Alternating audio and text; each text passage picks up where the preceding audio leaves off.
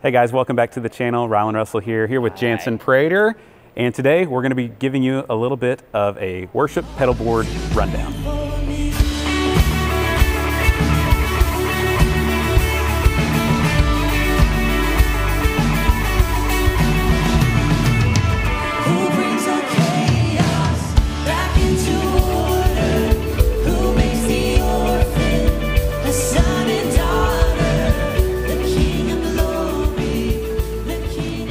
Okay, Jantzen, so just take it away. Walk us through your pedal board, the signal flow, the pedals, all that you got going on here. I love it.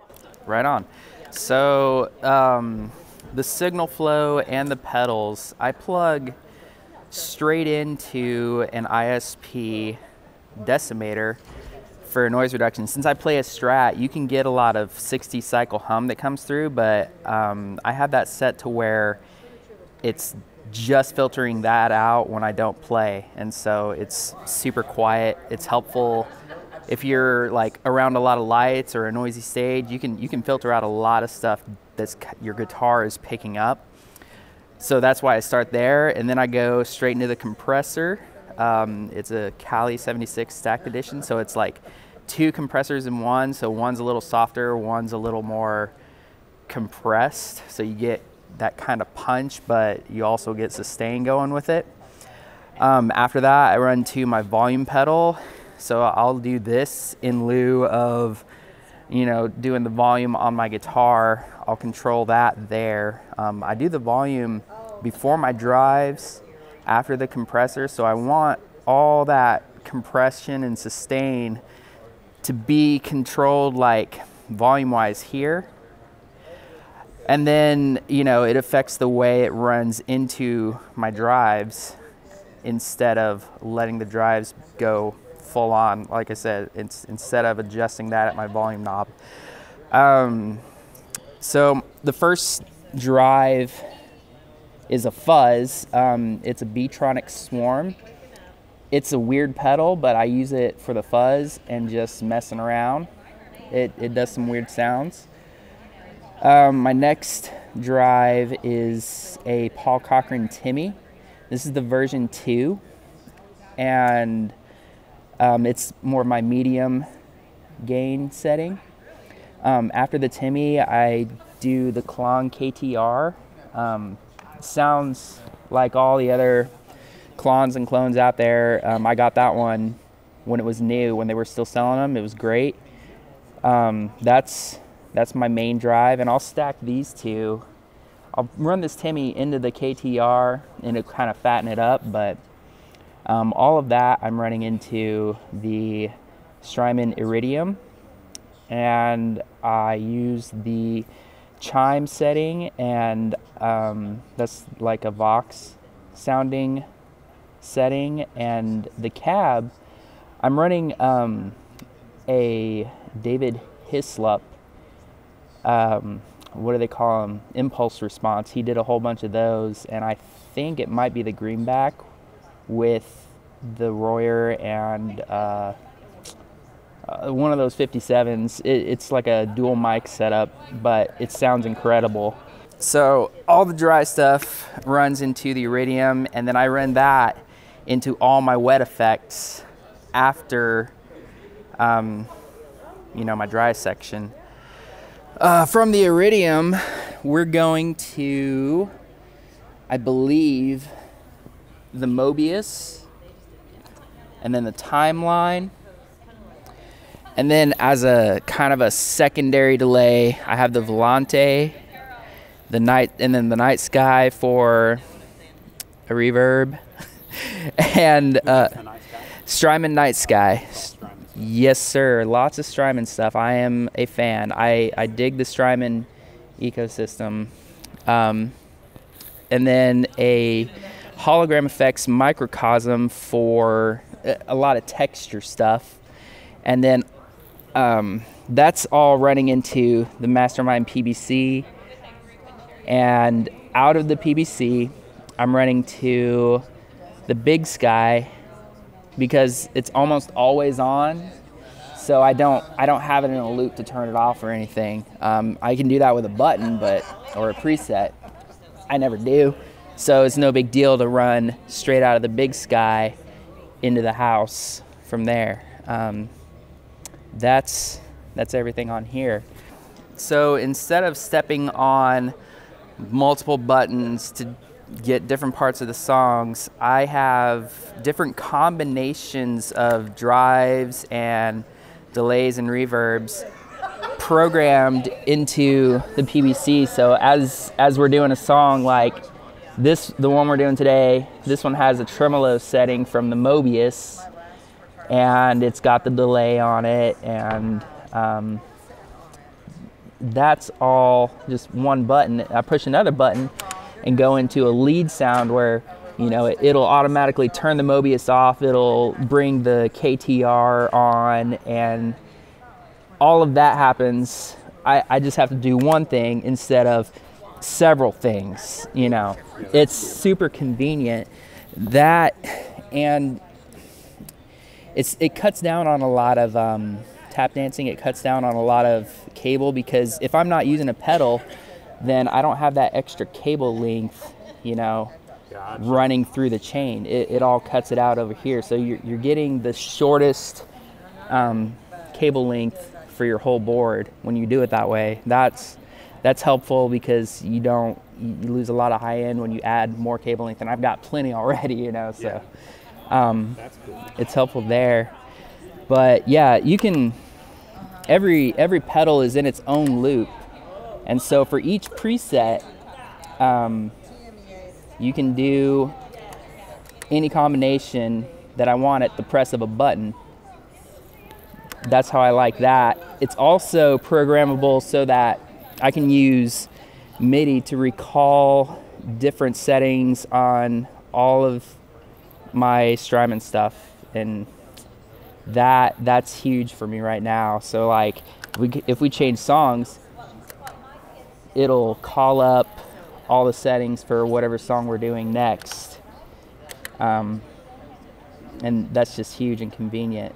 Lots of program loopers can do that.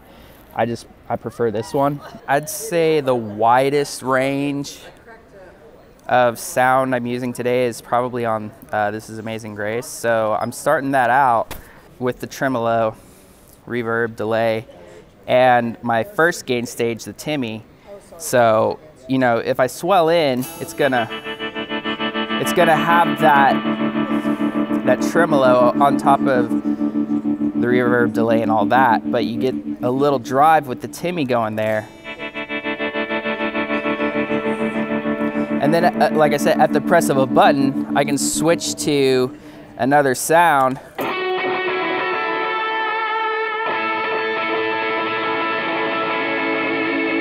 Cuts out the Mobius, and we're just going to town doing something else. Instead of having to press all these different buttons, I've changed drives, I've switched drives, I've killed the modulation from the Mobius, and we're doing something else.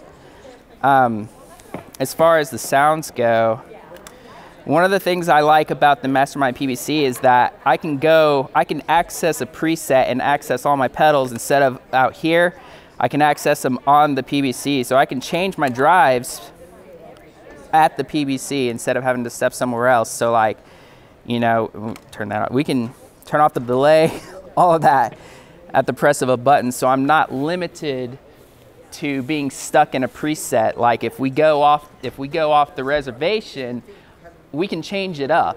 That's cool. And having that flexibility was another one of the things that I really like about the PBC. Press of a button, I can change it up. That's cool. So you're in presets, building presets, but then you can flip and turn separate stuff off if you want to. Yeah, that's cool. Yeah.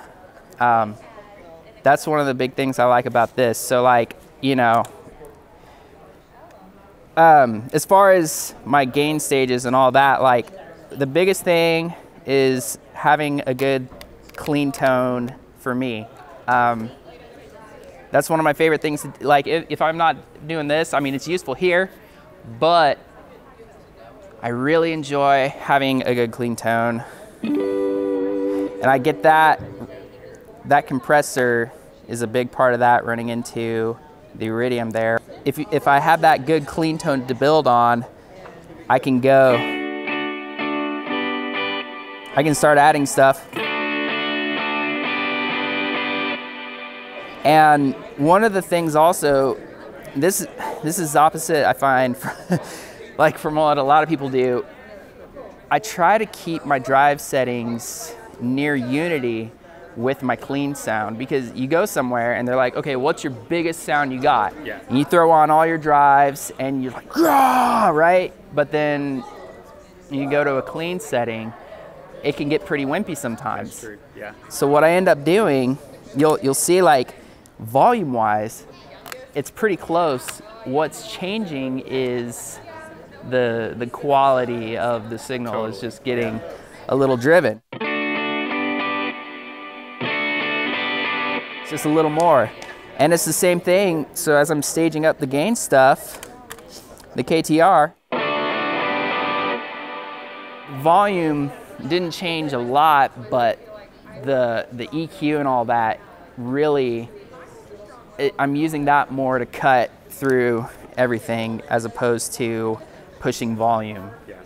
And so, and it's the same way, like I'll use the Timmy, if I really want to beef it up, the Timmy can like kind of round out, fatten up the KTR sound. So like, that's the KTR, that's the Timmy and the KTR.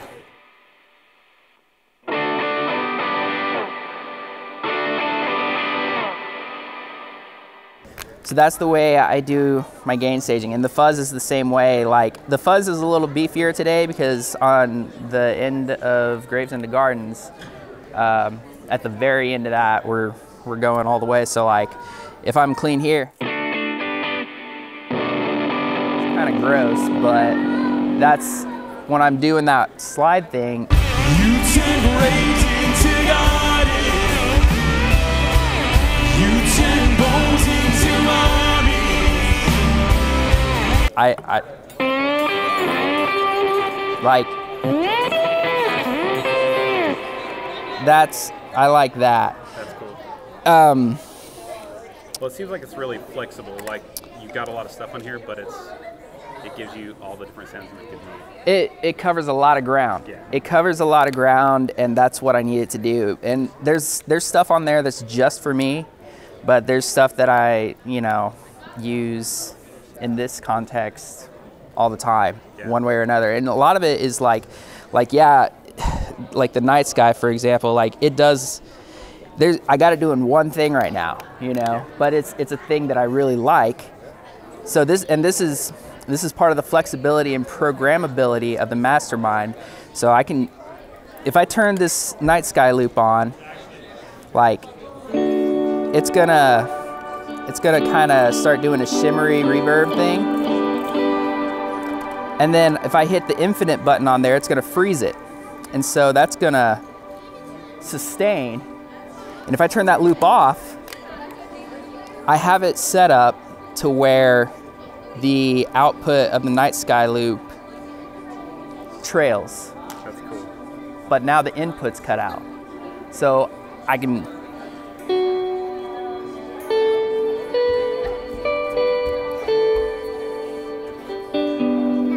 play on top of that, and it's not gonna muddy up that sound. That's cool. And one of the things I like to do there, like, the Microcosm, if I bring that loop in, it's texture, and I can do texture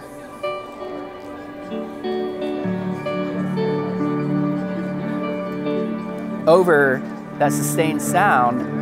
So you get in some of these situations where we're gonna take our time on a transition. We're gonna wait on that, and we're gonna have a pad going. We're gonna have, you can add texture to whatever's happening, and it's just that's my bread and butter. That's where I live. I love doing that kind of stuff. Well, I know there's like a million ways to build a board, but it's cool. Thanks for sharing. Absolutely.